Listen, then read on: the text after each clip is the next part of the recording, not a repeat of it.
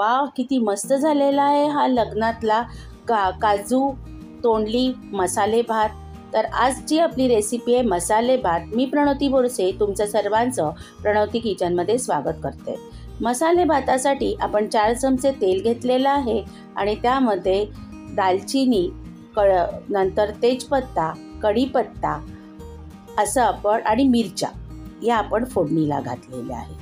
इथे मी मिरच्या आणि आलं लसूण हे थोडंसं असं अळमळीत वाटून घातलं असतं तरी चाललं असतं, पण लहान मुलं असल्यामुळे मी नाही घालत ते। आता ह्याच्यामध्ये तोंडली घातलेली आहे, त्याचबरोबर मटार आणि काजू हे भिजून ठेवलेले याच्यामध्ये घातले। आता तुम्हाला या ठिकाणी तुमच्या घरी ओले काजू असतील ते मिळाले तर तुम्ही ते जरूर घाला। आता ह्याच्यामध्ये आपण थोडासा तांदूळ, म्हणजे मी 1 कप तांदूळ घेतलेला आहे। 1 कप म्हणजे माझ्याकडे 100 ग्रॅमचा आहे। 100 ग्रॅमचा भात खूप होतो, तो थोडासा भिजून ठेवला होता, तो घातला आहे। आता इथे प्रणवतीज मसाल्याचे मसाले घालते। हा माझा प्रणवतीज मसाल्याचा गोडा मसाला आहे, तो खास या मसाले भातासाठी अगदी परफेक्ट आहे। आणि थोडीशी हळद, एवढंच ते काय आपण घालणार आहोत। त्यांनी आपला मसाले भात अगदी याच्या लग्नामध्ये, मराठी माणसांच्या लग्नामध्ये पूर्वी मसाले भात, जिलेबी, मठ्ठा हे फेमस असायचं आणि तसाच माझ्या घरामध्ये वास अगदी सुरुवात झाले। इथे मी आलं लसूण घातलं आहे आणि त्याचबरोबर चवीला गूळ घातलेला आहे। एवढ्यासाठी गूळ घालायचा, तो मसाला वगैरे असा त्याला ना सगळं तो लागून येतो। इथे मी 100 ग्रॅम तांदूळ भिजवला होता, तो फुलला आणि तो व्यवस्थित मी याच्यामध्ये घातलेला आहे फोडणीमध्ये।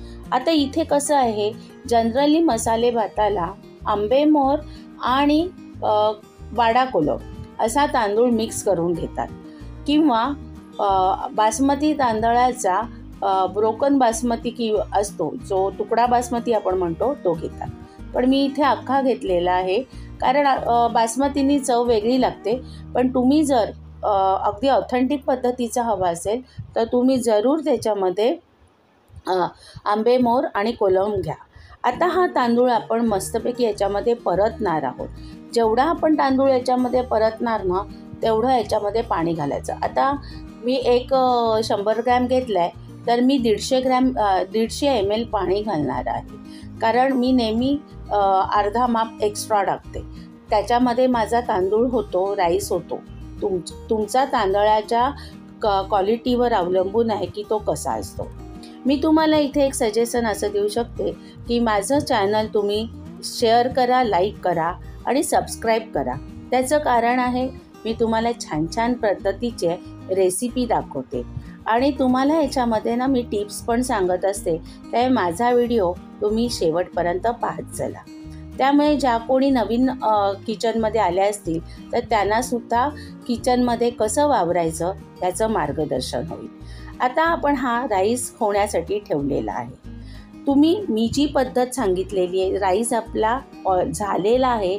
आता इकडे आपण साजक तूप घालणार आहोत आणि तो छान परतून घेणार आहोत आणि मग आपण सर्व करणार आहोत। तुम्ही माझा चॅनलला शेवटपर्यंत बघा। तुमच्या किचनमध्ये तुम्ही ही रेसिपी करून बघा आणि तुमच्या प्रतिक्रिया तुम्ही माझ्या कॉमेंट बॉक्समध्ये जरूर द्या आणि तुम्ही जास्तीत जास्त हे शेअर करा। माझा व्हिडिओ तुम्ही बघितल्याबद्दल तुमचे मी मनपूर्वक आभार मानते।